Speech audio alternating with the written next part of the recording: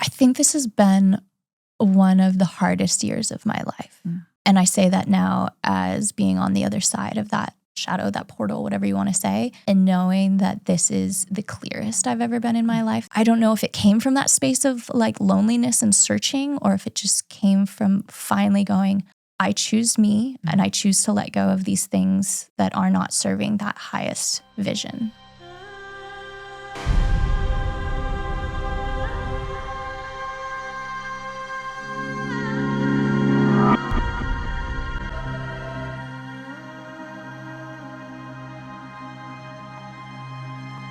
Hello, you beautiful humans, and welcome back to another episode of Deja Blu. This one I've been actually like really giggly around for quite some time. I previously asked today's guest to come on a while back, and it just wasn't quite the right timing yet. However, persistent me decided to continue to keep chipping away at the very question of, will you please be a guest on my podcast? And then it was just the stars aligned and everything orchestrated to support with this majestic being of pure elegance and grace to grace the Deja Blu podcast with her presence and her wisdom. And this human has been a sister to me from the moment that I got to first hug her. And I remember that her clear as day. I didn't really know her in person, but I had an opportunity to just get that warm embrace, and it was so heartfelt and so present, and it lasted a while, and I just felt really acknowledged and seen in that moment. And then from that point forward, we have just been loving up on each other online, and then I got to stay at her home before I even really knew you in Kauai, and that housed such a beautiful transformation for me when I shedded all my dreads, and it was such a beautiful cocoon. And then from that point forward, what this human has brought into my life has been the permission to play really big and to recognize that life is one giant adventure waiting to be experienced. And I have up-leveled my content creation because of this human. I have up-leveled my grace in the way that I weave through life because of this human. And also I have been able to experience a deep level of sisterhood, of being held and holding each other in the challenging moments as much as the celebration. She also has great taste in movies and also love to snuggle and watch movies and eat a large amount of popcorn with me. So it's all of the things. She is a international traveler, a profound content creator, and simultaneously also literally dive to the depths of the planet Earth by being a free diver that has created some short movies that literally don't have a single word in it, yet completely leave you speechless and tell a story worth 10,000 words.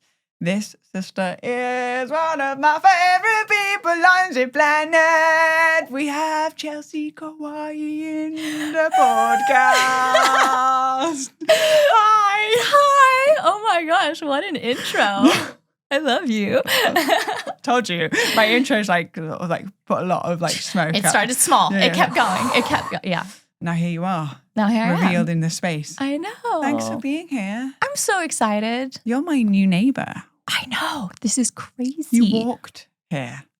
Technically, I got it right. I'm sorry. Oh, yeah. I was running late, as usual.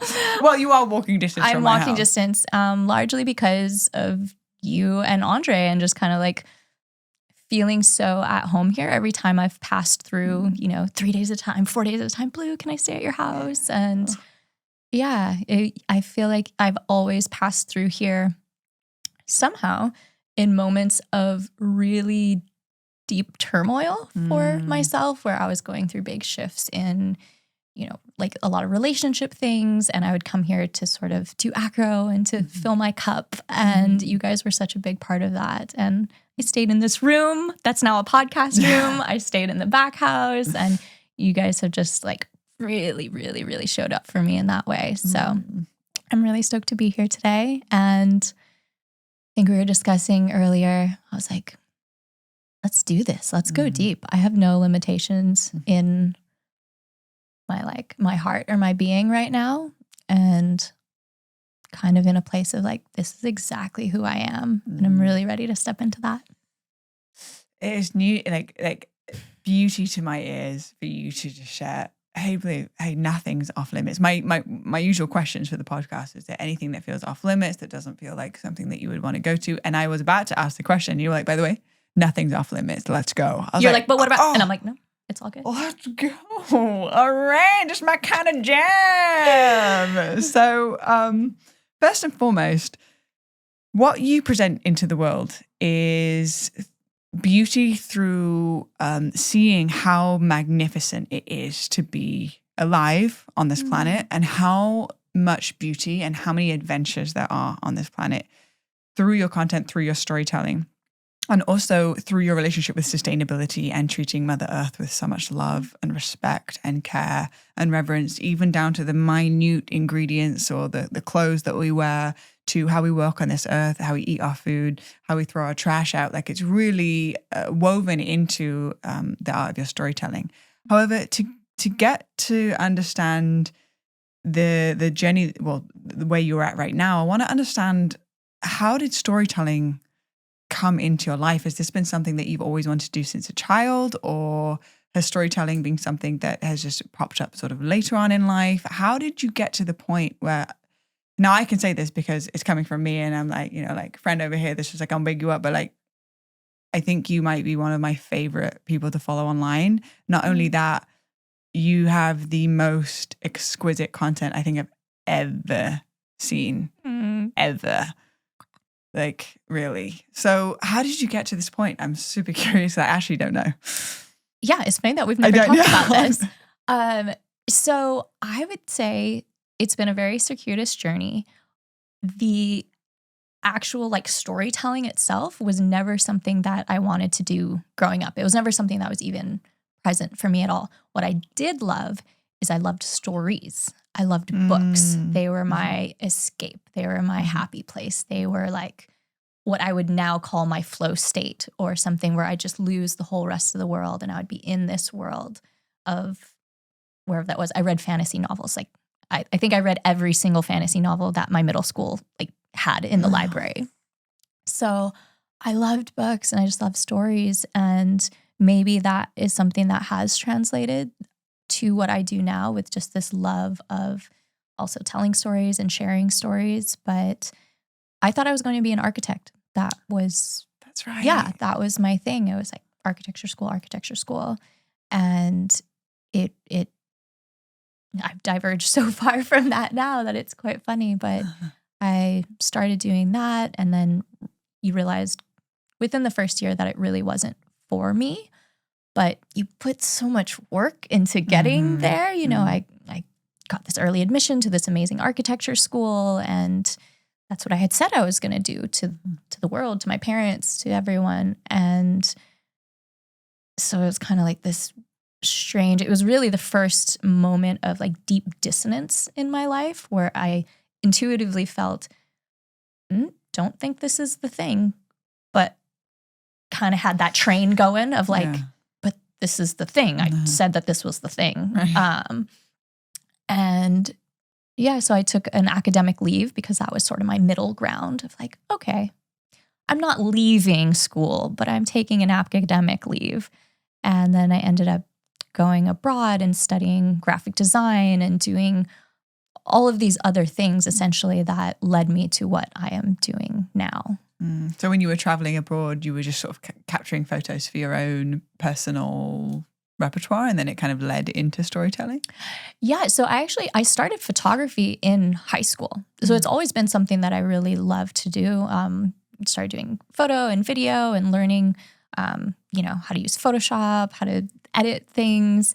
And then graphic design was always this kind of side project of mine that I did. And when I would be in college, I even worked for the school newspaper and did all the layouts for those things. And I'd build ads and shoot photos for them and things like that. But it was always a side thing. Like, there wasn't really an outlet for it beyond a hobby, I guess. And I never thought, oh, my love of stories, my love of visual arts and curating, beautiful scenes, my love of hiking or being, out in nature. Those disparate parts of my life didn't have like a wrapper to be in. There was no container for it at that moment. So after college, I ended up majoring in international studies of the Middle East and journalism. Journalism was the closest thing I could find to book editing because I thought I just wanted to read books for the rest of my life. It's like, I just want to read stories. It'd be amazing. And then it was like, well, there's no book editing, so I'll do this thing. It's kind of close-ish. And yeah, right as I was sort of coming out of graduating there, social media was just starting to be something that, existed in the world. And strangely enough, oh, wow, it's really great that I know how to take photos and use a camera and I can write and tell stories in this capacity. I kind of understand marketing from doing, these things for the school newspaper, and just everything sort of started to come together in that way. It's so fascinating how meticulous our Dharma is when we don't even understand it in the moment, but the way that the intricacy of, when I studied this and then I went through this life experience, and at the time it didn't all have like a golden thread that lined it and connected it all together. But then at one point it creates this grand synthesis of like, oh wait, now I have my wrap for all of the many random ingredients I have that are in my fridge, which then place and create this incredible sandwich that over 1 million people get to chew on now. That was quite the metaphor. Right? I love that. Yeah. It's good. It's good. It's good. I like it. Yeah. No, it is though. And it's weird. I think spirituality and kind of thinking in this way of like being supported by the universe or these different ideas are really, really recent to me, actually. So going through that whole span of like teens, 20s, early 20s, it felt so random to me. And it was so stressful to me because there was sort of this like, I'm doing a lot of different things. I don't really know what I'm doing, which is fine. Now looking back, it's like, oh, that's great. But yeah, like you said, there was no golden thread that was apparent to me in those moments. And because I wasn't used to having a deep trust that I feel like I've now cultivated in whatever my path is, in listening to my intuition, in trusting that whatever I'm learning is a lesson that's going to be serving like the greater good of my future self.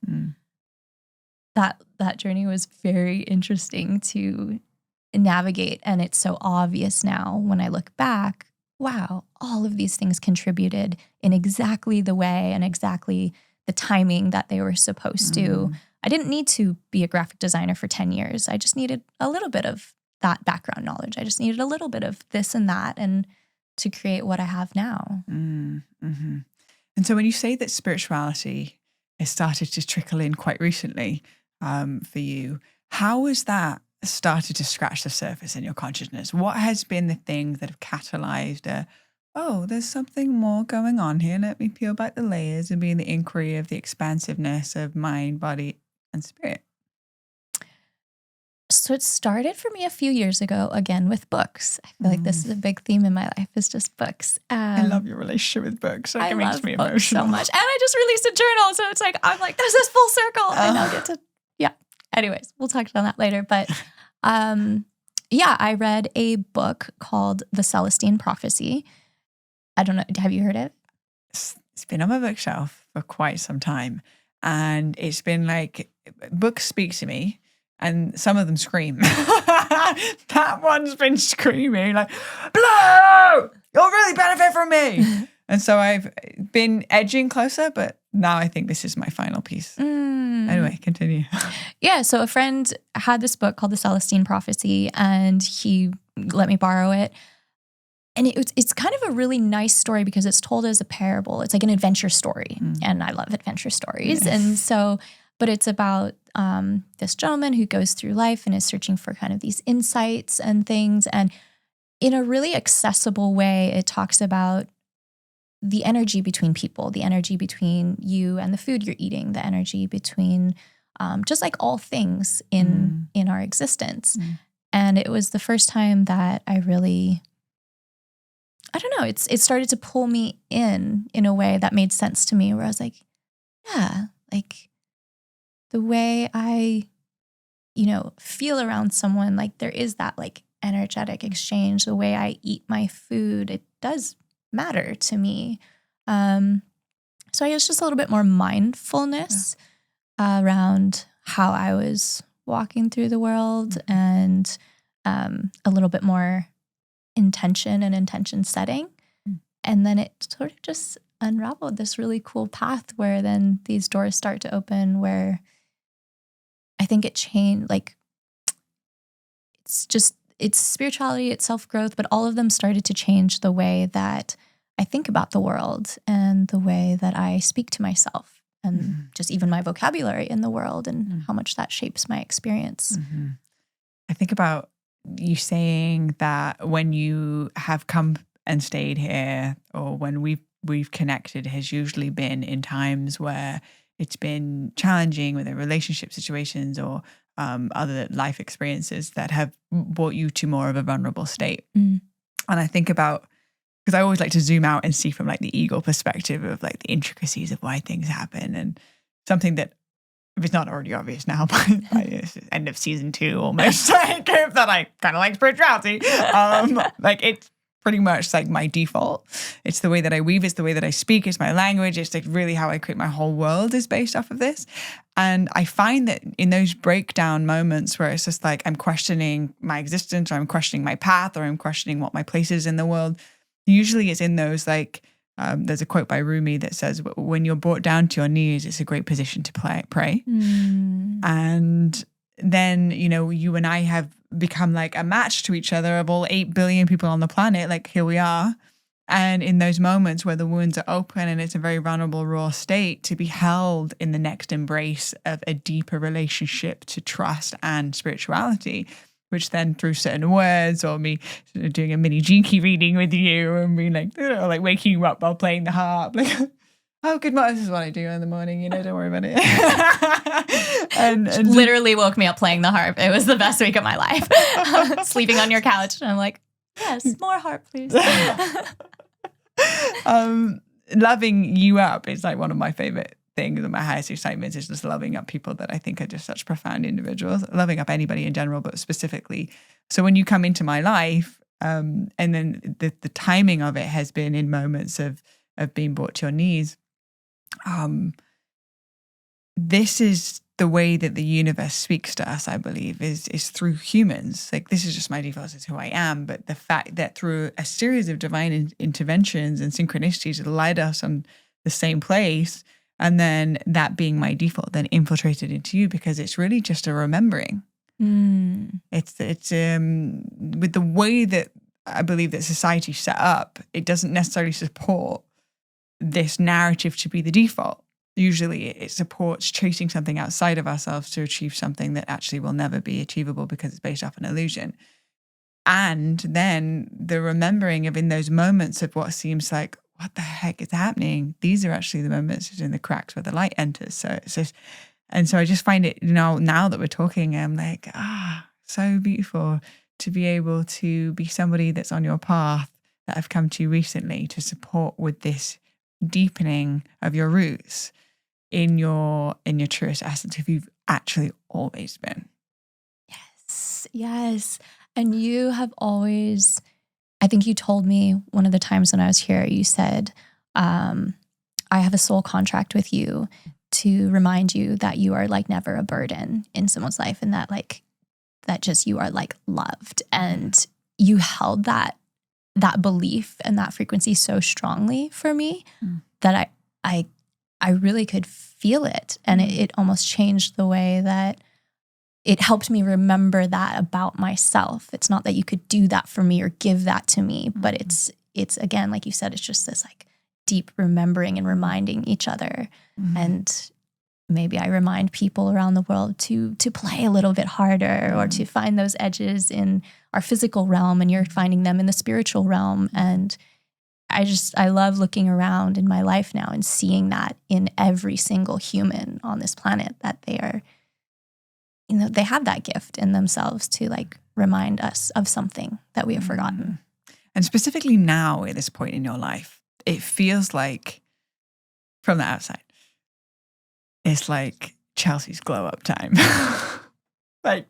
like she'd hear, and like it goes back to you being like, hey, nothing's off limits. Like, let's go. Like, I'm all about like just being in the full vulnerability of what's alive. Like, that's where the magic happens.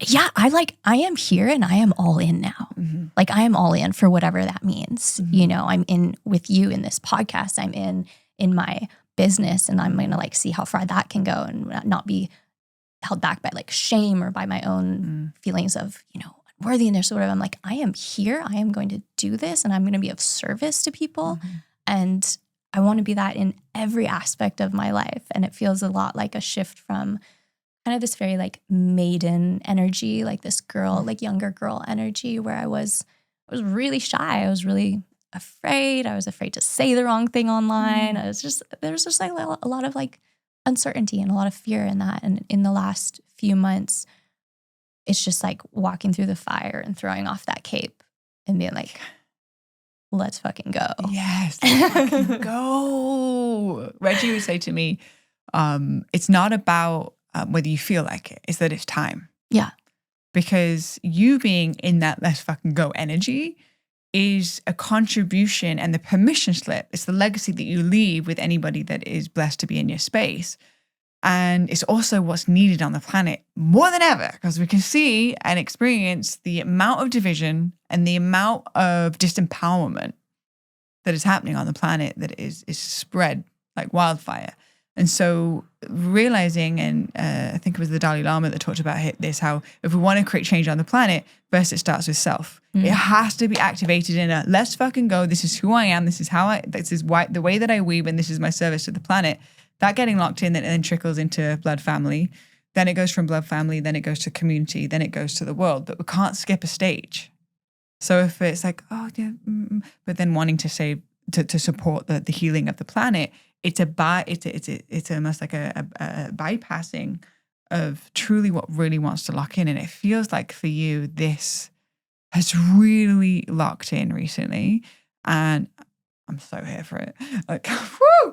And also I want to learn a little bit more about what has it taken for you to be in this declaration now? Because from my experience, there has to be shedding of old identities, of old ways of doing things, of relationships, of certain ways of operating to then go, but it happens on the other side of heartbreak. It happens on the other side of being brought to our knees. And so would you be open to sharing just a little bit about what it's taken for you to then be in this reclamation of who you've always been?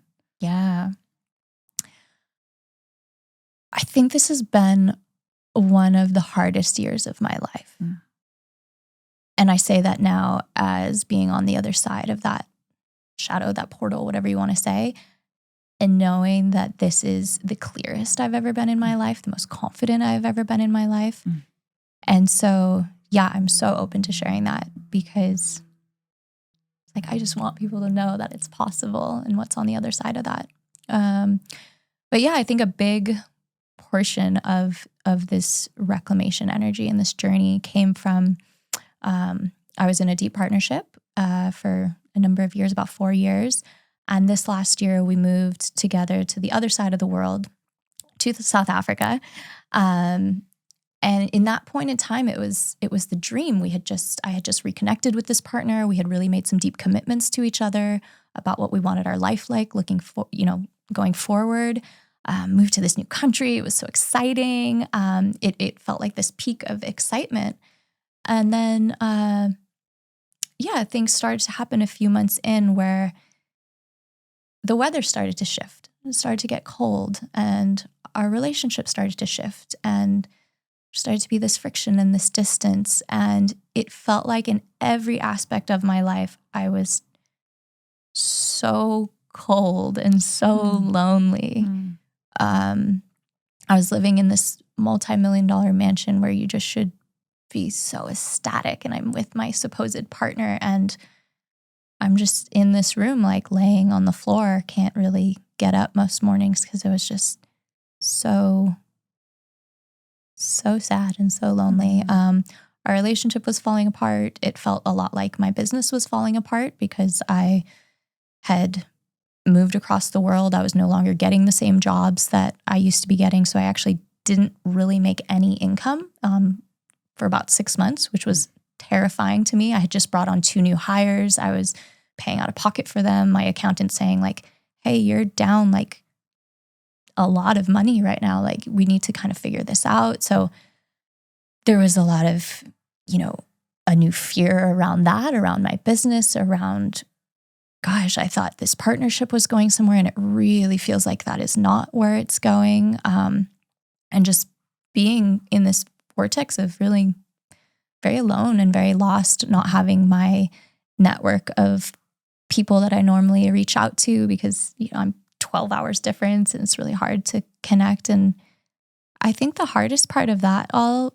as well was with social media, like things can look really good on the outside and no one's really checking in with you in those moments when you are like kind of secretly on your knees laying in front of the heater and just being like, what is going on? Like I am like a naturally very exuberant person. And I told my partner, I was like, I don't know what's going on with me, but I am like really struggling right now. Like I am like really sad and just didn't really feel like I had any support in that moment. And that continued for quite a few months. I started going to therapy, trying to, do the self-work and pull myself out of it. But there was just like this heaviness. And something that kept coming up for me in my journaling was, I was like, I don't feel like this relationship is it. I don't feel like this container that we're in is the right container. And I like really think I need to choose myself in this, and to choose me. And I really fought against that. I didn't want to let that partnership go. I was pretty committed to doing anything on the planet to just make that work, to make business work. And it just felt like there's all this effort I was putting out that wasn't being met. And that was sort of the message that just kept coming back through journaling was like, is this really it? Is this really what I want to be doing and fighting for? So I happened to come back to Hawaii, and that's home for me. That's my grounding. That's my anchor. That's my people. And immediately when I was back home, I felt this sense of like, I think this might be where I'm supposed to be and what I'm supposed to be doing. So yeah, it ended up having a conversation with my partner where we both said, hey, what are our non-negotiables in this? Which seems like a funny thing to talk about after being together for 4 years. But I think it was a really honest thing and a thing that I would encourage more people to do. Because once we put those things in writing, like what is my highest aspiration for this? What is, do we have a mission together? What are all these things? What are all these pieces that like really deeply matter to me? Because I think who you spend time in partnership with is it can be one of the most influential relationships that you have, as far as that person being your mirror to growth. And just so much energy goes into that bond. So made these list of non-negotiables, and it became abundantly clear that those things were really on the other sides they were polar opposites, essentially, asking for more union or more separation or more distance or more independence. And they were just really opposite. And there was this moment of like extreme clarity that I finally had, where the things that my head and my heart had been saying were different until that point. And then once that became so obvious, they aligned, and I was able to say, yeah, I think that this is not serving both of us in the best possible way. So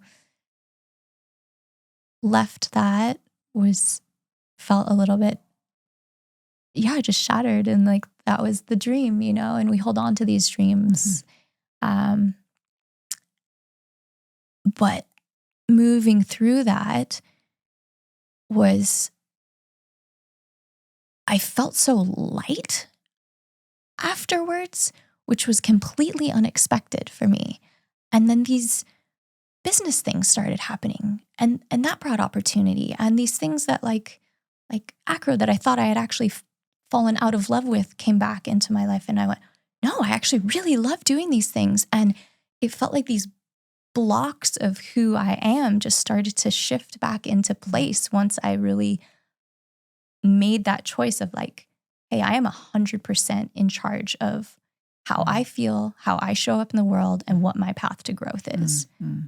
And it's not anybody else's responsibility. And I hold my own dream and I hold my own aspirations, and I can hold that dream for myself. I don't need necessarily a partner to buy the house or to do the things or to empower me into more business decisions or more confidence. Like, I can do that for me. And I don't know if it came from that space of like loneliness and searching, or if it just came from finally going, I choose me and I choose to let go of these things that are not serving that highest vision of what this dream could be. Bingo. It's so beautiful to witness the journey of it doesn't feel aligned, something feels off. I feel cold on all planes, not just physically, disconnected. And yet the mind holds and grasps to what it wants to be. But I've had visions of marrying and the babies, what we're going to live and what we're going to create together. And the mind, I believe from past experiences of separating with my partner of 3 years, it was like having to go into the mind, take the hooks one by one, which were the hooks of expectation. And the pain, because the hooks are like fishing hooks that have like another hook on the end. So when you take out, it kind of rips apart the skin as well. It's like, oh, wow. Yeah. And it's like one by one removing the hooks. But then imagine a body that doesn't have hooks in it anymore. That's how it feels. That's how it feels. I was like, I can breathe now. And all that energy, the beautiful part of it was it hurt so much to the point that I really dove into all these books on communication and nonviolent communication and conscious partnership and self-work and all these things that I think, I don't know that I would have gone as deep in had I not been in that place of like, what is going on? It feels like my world is burning down. Yeah. And so it gave me a lot of motivation to step into those things. And now those are tools that I'm so grateful to have and to share and to be able to take with me into, my future self. And that's the power of reading books. Because once you absorb the knowledge and the wisdom, it's an asset for the rest of your life. Yeah. You now become an expression of the integration of that wisdom that you've studied. And it now shows up through your actions, the way that you speak, the way that you present yourself, the way that you relate to people. And your story, there's many, many pieces here that I'm super inspired by. And one of them that's really standing out is the power of books and study and turning to these places and filling ourselves up with knowledge and wisdom. And ultimately, it can't come from something outside of ourselves. These are tools that can support us. And then that decision that you made, which was really going, okay, this is the final hook. There's an attachment to this hook staying in because it means I'm connected with. And the driving force of self-love that you went to remove that final hook. And this has got nothing to do with whether one was right or wrong, or if someone did something that hurt. It was just an acknowledgement of core values. Mm-hmm. Yeah. It really comes down to what trajectory are you moving in? Because your vision is over here. If my vision is not in the same direction, then we're operating in two different frequencies and then trying to make it work, which is just going to create agitation and disconnect and then burn out any of the love that was already there that created the bond in the first place. Exactly. And people often ask me like, wow, how did you guys like move through this? And like, you don't seem angry, or there's no, like there's none of that blame, because it is just this recognition of that is your deepest core value, and this is my deepest core value, and they're both so valid. And yeah, if there's any hurt, it's because my ego was attached to this idea of who I thought you were and what I thought you wanted, even though maybe you didn't say that. Maybe I just kind of put that on you. And so yeah, it came from that separation, came from such a place of love and such a place of just self-ownership for who we each want to be, and especially for me, like who I want to be and what I want. And so it feels different doing something from that space of love than from a space of blame. Right. Which is a conscious, it feels like there's the wording in the spiritual community of like conscious uncoupling. Yeah. And this feels like a really beautiful example of what conscious uncoupling looks like, in the sense of it requires ownership from both parts, while also making sure that it's not outwardly dishonoring each other by projecting, oh, you made me feel this way, so I can't, and which is pretty classic breakup kind of energetics. And to say, I love you, support your path. We're not on the same path of the trajectory. And it's my responsibility to, like you said, no one else is going to be responsible for my own internal experience, and taking responsibility for that piece and then making aligned actions that support that, even though it's really difficult. It's really difficult. Oh, and it feels so lonely. It does. And you like, I just didn't want to let go. Didn't want to let go of that dream. It was like, no, this is mine, and I will fight for it, and I will keep it. And then underneath that is like, just such a strong message of like, really need to choose yourself in this moment. Otherwise, you're going to be in the same pattern for a really long time. Right. Which drains, and the life force energy goes in with it when something's not in alignment. What were the books that really stood out to you that gave you like context for what was happening? Would you say there's any specific books in particular that really supported you?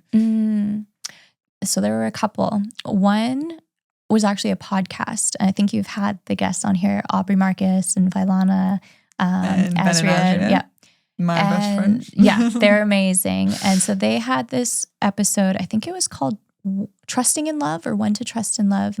And it opened with this quote. And he said, I think Aubrey said, the hardest no to identify is the one closest to a yes. And that just hit me so hard. Yeah, I can imagine. Like, oh, this is, this is close to it. It's so close to a yes that, that there is this strong attachment to it, but it's not like they talk about the fuck yes a lot. Yeah, and like both, the full fuck yes from both people. And it wasn't there. And so that podcast episode really spoke to me quite deeply. That's on the Aubrey Marcus podcast for all of you that are interested. Yes, that. And then there were two other books. One was called The Awakened Woman's Guide to Everlasting Love, which you recommended to me. And that one talks about so many different things, but I think it gave me a much better blueprint for what I want my partnerships to look like and how I contribute to the energetics of that partnership. It talks about polarity and how to create magnetism between yourself and your partner in a really healthy way. It talks about things of how important it is to express our emotions in the moment. And that was something that I feel like I have turned this huge leaf over. I'm a thinker and I am a writer. I am not a speaker. I'm not an expresser. I never go on podcasts because I feel like it's very hard for me to articulate myself. It's so easy for me in writing. Like that just feels so natural. But it really emphasized how we have to express in the moment how we're feeling, and not from a place of judgment, not like you're doing this and you're horrible, but just like, hey, when this happened, like I felt constricted. I felt angry. I feel this or whatever it is. And that was something that was a really big lesson to me of not repressing and not trying so hard to fix everything that's in here before it is expressed. Like, it's okay for me to have a full spectrum of every emotion, every experience. And maybe for some people that would be too much, but for the right person, they're going to really appreciate that that feedback, and it's only going to increase the bond that you have with that person, whether that's an intimate bond or a friendship bond. These are really powerful nuggets, and I'm really happy that you shared the names of the books, because then people can really dive in if they're really resonating with your experience. Also, you mentioned that you don't usually... One more. Sorry. Go. Nonviolent communication. I saw you reading that one. Yeah. It's a really good one. Wow, that deep sigh said a lot. Yeah, and it's a lot of these, you have to be really interested in it. It's not going to be, I love them because I'm so passionate about creating the best possible experience for myself here on earth and expressing myself in a way that is not causing more division and more harm in the world. And if anything, is contributing to greater compassion and greater empathy in the world. So these books feel like they're just giving me these tools of how I can better show up in that way. And I'm sure if it doesn't resonate, that's totally fine. But I think for the right people that are interested in these tools, they're gold.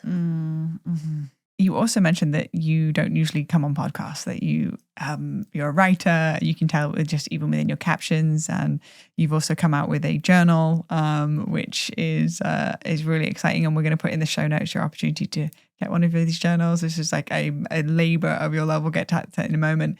And when you're speaking, I'm just like, it's pure gold what is coming out of your mouth, and I feel so honored that I get to have you as a guest on this podcast, and for you to share such vulnerable, raw, and yet beautiful lessons that you've learned, and how you are showing up today on the other side of this. And again, like you said, it's so easy on Instagram to see these beautifully photoshopped Lightroom images that are professionally taken in the most exquisite places around the world, and simultaneously then subconsciously or consciously going, oh, well, she's obviously got it all figured out. Right? She's got the money to travel, and she's got the love relationship, and she's got this and this and this, and then place on a pedestal, and then create like a string of unworthiness of looking back at our lives and being like, oh, I don't have this, or da, da, da. But by you speaking and sharing your wisdom that you've cultivated and what it's taken for you, the heartbreak that it's taken for you to show up the way that you do, and we don't even know what's to come from this point forward. However, it's your birthday tomorrow.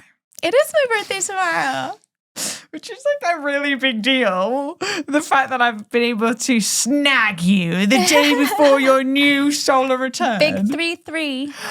And it's your 33rd, which is the Jesus year, which is big glow up time. Oh my gosh. Yeah, you've made it through Saturn return. Thank God. Yeah. Jesus, help me. And this is like a really big deal to be going through from a spiritual perspective. It's a time of ritual. It's a time of intention setting. It's a time for intention and attention being placed on this new energy that is now being birthed through you and where it wants to be funneled into. So my wish for your new rotation around the sun and my commitment for you is first and foremost that your presence is so deeply felt by everybody that has been blessed to either witness you from afar or know you from close, and that anybody I know would clear their schedule just to be able to be in the presence of you and to be able to be around you. And so it couldn't be further away from any mentality that there's a burden of you being in this space. And this a reinstated commitment to support you to always feel that level of appreciation, adoration from everybody that you are come into contact with. And my wish for you for this glow up is that you always follow the feeling of what feels like expansion for Chelsea. of what feels like it's lighting you up and turning you on and activating you in your creativity and your expression, that this year is finding so many new avenues of expression of what you haven't even tapped into yet, and exploring, as you've explored all corners of the globe, to explore all corners of your own consciousness. And then through the art of storytelling and through the innocence of the magic of who you are, before even needing to tap into any spiritual books or any books ever, recognizing that you are the most fascinating book that is a accumulation of so many beautiful experiences throughout your life. And something that I've really just recognized within you is that a lot of people that I surround myself with access higher states of consciousness because of plant medicines or have done certain things to tap into this relationship with the earth. But witnessing that you just have it, like it's been unlocked within you with your relationship with the planet, with the way that you walk on this earth, from the exquisiteness of your creations, it's already all within you.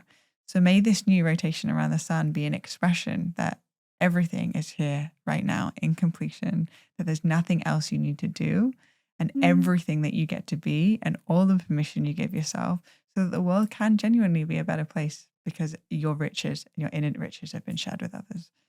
So I'm in full support of that, and I'm so excited that tomorrow I get to spend the evening with you for your birthday. Gosh, it's the most beautiful wish anyone's ever wished for me. Play it back now because we've got it recorded. Perfect. And just like, oh, that was the wish for the year. Yeah. Do you have any intentions that you have for this 33rd rotation around the sun? Oh my gosh, there were so many things that you said in there that I was like, oh, all of those things. I think it really is to follow that deep, deep excitement and knowing, because that is where my delight is. That is where my energy is. That is where my strongest force for good is in the world. And really honoring that versus tamping that down for any reason. And I think that by virtue of that, it also, I hope, would encourage other people to find things that are in deeper alignment in their own life, which always makes me really excited when they can find that, like, that juiciness and excitement through shedding all those things that are not, just are not fully there for them.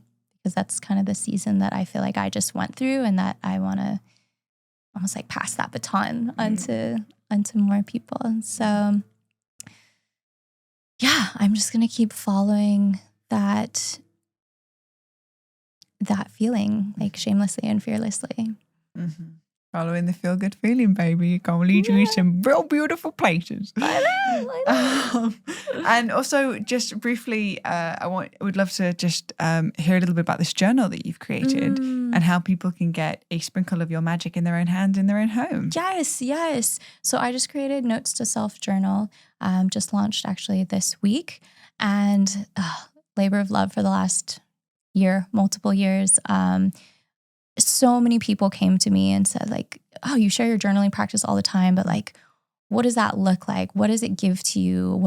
How do you stay consistent and all these things? So I wanted to create something that people could have that was kind of like this guide that takes them on the journey of explaining all of those things and explaining how it can be such a powerful tool towards self-growth, and how truth is really the fastest way to growth for me, and having it written down in front of me and having it be something that is tangible has changed my life in innumerable ways. So the journal starts off with a lot of things that I wanted to pass on, lessons and those types of things. And then it goes into a week of guided prompts on things like clarity and awareness and emotional intelligence.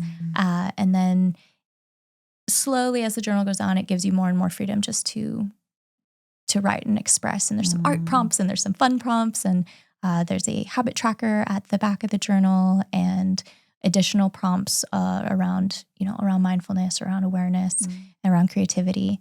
So they say like to make a tool that is something that you want, create what you want in the world, essentially. And so I created the thing that I wish I had had when I had started journaling, that would have just been this beautiful, beautiful invitation and reminder to write and to spend a little bit of time with myself each day in our really busy world.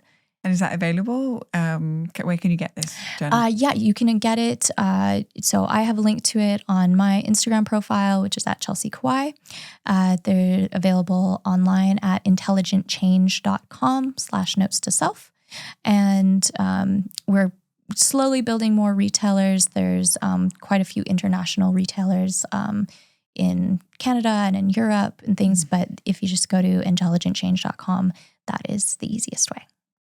Highly recommend getting your hands on this sustainably and eco-friendly sourced material that is also just absolutely beautiful it's a cream with a gold tree and then these prompts and the way that it guides you through such a beautiful gift to oneself. So I highly recommend getting your hands on a copy, and I'm going to have my own copy at some point. Yes, which I'm yours is coming. Really excited about. With that being said, how do people follow you or find you online if you are new to them, and just to be able to allow them to continue to follow you on this journey? Yeah. If you'd like to continue to connect with me, I am at Chelsea Kauai on Instagram. That's Kauai. And then I'm at chelsea-kauai.com on the big webs. Oh, amazing. Beautiful. Well, thank you so much for being here. Thank you for opening up your heart and the courage that it takes to publicly be seen in the vulnerability and the authenticity of your truth. It's not easy, and simultaneously acknowledging the path that it's taken for you to get to this point, and just the radiance and the grace in which you delivered such an eloquent life teaching. And simultaneously being able to spend the day before your birthday setting some potent intentions with realizing that the amount of people that are tuning in, that then they send their conscious awareness to those intentions also is magnified by the amount of people that tune into those intentions. So I'm excited to witness this next year for you. I'm excited too. So good. Yeah. Alrighty. About the highest excitement. That's where I'm at. Yeah. Follow the feeling into the highest excitement and see where it'll take you. It's just a beautiful, beautiful place. Alrighty. I love you. Love you too. And to all of you beautiful, beautiful humans listening wherever you are, whatever you're doing besides listening to this podcast, then if you feel resonance with this podcast, if you feel like this podcast could inspire or activate something within yourself or within the people that you love, then feel free to share on your social platforms. Tag myself and Chelsea in your Instagram story so that we can branch this message out in a big way. And to all of you listening, thank you for tuning in. So grateful. May today's wisdom and stories infiltrate into your heart and land in a place of empowerment of your own highest excitement. Sending you so much love and so much appreciation. Until next time.